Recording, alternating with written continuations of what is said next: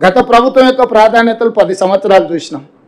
వాళ్ళ ప్రాధాన్యతలు ఫామ్ హౌస్లు ఏ విధంగా వచ్చినాయో, లేకపోతే ఆర్థికంగా వాళ్ళు ఎట్లా ఎదిగినరో, ఉద్యమం ముసుగులో టీవీలు ఎట్లా వచ్చినాయి, పేపర్లు ఎట్లా వచ్చినాయి, ఆస్తులు ఎట్లా వచ్చినాయి, బంగళాలు ఎట్లా వచ్చినాయి, పదవులు ఎట్లా వచ్చినాయి, కల్లారే మీరు చూసిండ్రు. ఎందుకు నేను ఈ అంశాలను ఇప్పుడు ప్రస్తావిస్తున్నానంటే, రేపు భవిష్యత్తుకు మీరే పునాదులు. రేపు భవిష్యత్తులో ఆదర్శంగా భవిష్యత్ తరాలకు నిలబడేది మీరే. ఈరోజు మీరు సెలెక్ట్ అవ్వడం ద్వారా మీ ఊర్లోనో మీ ప్రాంతంలోనో ఇంకా వేలాది మంది విద్యార్థులు పోటీ పడతారు. ఈరోజు ఎస్ఐ పరీక్షల ఫలితాలు ఎప్పుడు వచ్చినా టోటల్ మీద 50% ఒక నల్గొండ జిల్లా వాళ్ళే ఎస్ఐ పరీక్షలు విజయం సాధిస్తుంటారు. ఎందుకంటే 30 ఏళ్ల కింద ఆ నల్గొండ జిల్లాలో ఉన్న విద్యార్థులు పోటీ పడి చదవడంతో గ్రామాలలో పోటీ పెరిగింది, కుటుంబాలలో పోటీ పెరిగింది. అరే మన పక్కింట్లో పిల్లగాడు ఎస్ఐ అంటే మనం ఎందుకు కాకూడదు, మనం ప్రిపేర్ అవుదాం. అన్ని జిల్లాలకు అన్నితో ఒక నల్గొండ జిల్లాకి అన్ని వస్తాయి. ఎందుకంటే ఆ పోటీ గుర్తింపు, అరే ఇది ఒక దారి ఉన్నది, మనం చదువుకుంటే అవ్వచ్చు అని. ఈరోజు మీరు కూడా సివిల్స్కు సెలెక్ట్ అవ్వడం ద్వారా మీ జిల్లాలల్లో, మీ మండలాలల్లో, మీ చుట్టాలల్లో, మీ మిత్రులల్లో ఇంకా కొంతమంది అరే ఇది బాగున్నది, మనం ప్రిపేర్ అవుతే మంచి హోదా వస్తుంది. స్లోగా మన సెలెక్ట్ చేయమంటే మన వాళ్ళు ఎన్నికవుతున్నాయి, పెరుగుతూ ఉన్నాయి.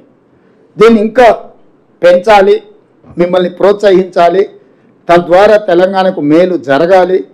మాకు కూడా ఒక జాబ్ సాటిస్ఫాక్షన్, అంటే మేము ప్రజాప్రతినిధులు ఎన్నికై మాకు ఆత్మ సంతృప్తి కలగాలి. అరే మేము కూడా మా హయాంలో కొంత మంచి పని చేసినాం, యువతకు కొన్ని ప్రోత్సాహకాలు ఇచ్చినాము, ఈ రకంగా ముందుకు తీసుకెళ్తే ఇది తెలంగాణకు ప్రయోజనం జరుగుతుంది అన్న ఆలోచనతోని ఈరోజు మనం పూర్తి స్థాయిలో ప్రయత్నం చేస్తున్నాము.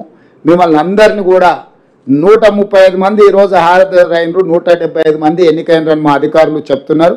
అందరికందరూ మెయిన్స్ కూడా క్లియర్ చేయాలి, ఇంటర్వ్యూలలో కూడా మీరు ఎంపిక అవ్వాలి. ఎక్కడైనా ఏదైనా మీకు ఏదన్నా అనుకోని సమస్య వచ్చినా, ఏదన్నా మీకు చిక్కుముడిలాగా అనిపించినా ఈ ప్రభుత్వం దగ్గరికి రాండి. మీ అన్నగా, ముఖ్యమంత్రిగా మీకు ఏ అవసరమైనా నేను అందుబాటులో ఉండి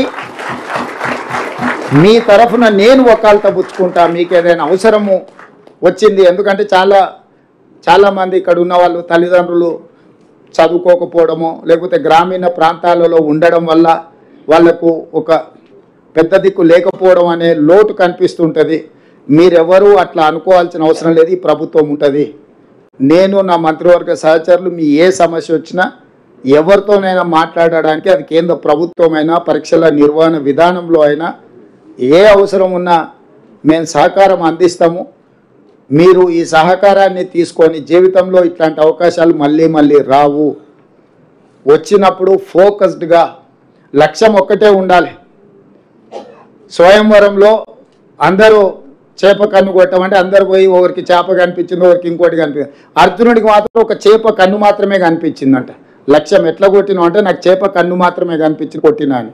మీకు కూడా ఇందులో ఎంపిక అవ్వాలన్న లక్ష్యం తప్ప ఇంటి దగ్గర ఉన్న ఆర్థిక సమస్యనో, లేకపోతే ఇంకొక సమస్యనో, లేకపోతే ఇతర అంశాలు, కొద్ది రోజులు మీరు కష్టపడితే జీవితకాలం మీరు సంతోషంగా ఉండడానికి ఉంటుంది.